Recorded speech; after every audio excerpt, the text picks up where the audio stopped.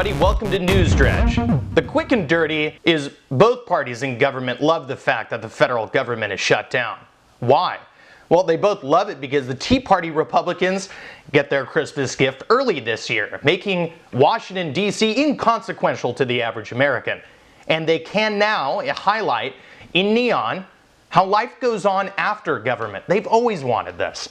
They both love it because even the Democrats believe in, with good reason, that although 80% of the central government is still functioning, if there are any disasters, economic or otherwise, the Republicans are getting stuck with the blame. Here's a recent poll showing that if elections were held today, the Democrats would win the House of Representatives in 2014, giving back Barack Obama the power not wielded since, well, this guy. Now the third party, the party out of government, you and I, who somehow managed to sneak through the political middle past the faux left and right, as we go to work around the country every day, we realize, thankfully, hopefully, that there are 50 state governments still working and working hard for their citizens. And according to the last U.S. Census, there are also over 3,000 county governments. There are also over 18,000 city, town, and village governments as well.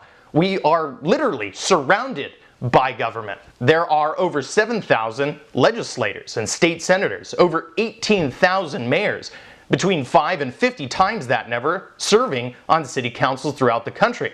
There are over 3,000 sheriffs, which all amounts to thousands of individuals at the local level making sure traffic lights, fire departments, schools, and law enforcement offices are operating at peak effectiveness. In other words, many of us realize that life goes on without Washington. Or at least it should. Yet a nation of over 300 million and their mainstream media is figuratively held hostage because of 535 members of Congress and one Obama administration can't agree on how to fund the Central Planning Authority of Washington, D.C. Really? These small yet reasonably effective democratic institutions I just mentioned, which pepper our country, can hold the nation together, yet there is a scant mention of this in the mainstream media. Why? Because it's not television.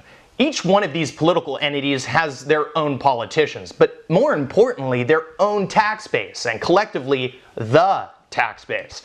This last week, without the federal government, has shown the country, has shown all of us, we have the capacity to continue on without the people of the Potomac and their largesse, whatever the form it may come in, either in militarizing local police or with record food stamp enrollment. If it goes on long enough, we might even start to ask not what we can do for the political class in Washington, but what we can do to empower local governments from Albany to Sacramento.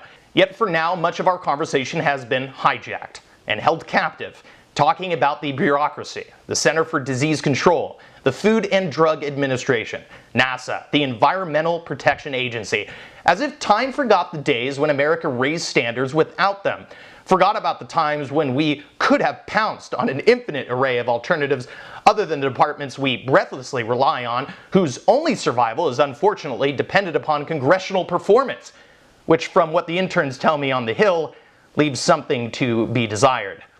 I ran into a family the other day upset they couldn't visit the Grand Canyon after waiting for a year and a half for a camper's permit. I couldn't help but laugh. Yes, the government shutdown closes national parks, that's right. Because without one nation under Washington, you can't take a walk in the woods.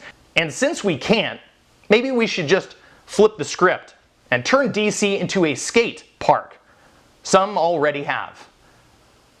Thank you for watching News Dredge. This was our first video. Please share, like, and comment, and continue to watch.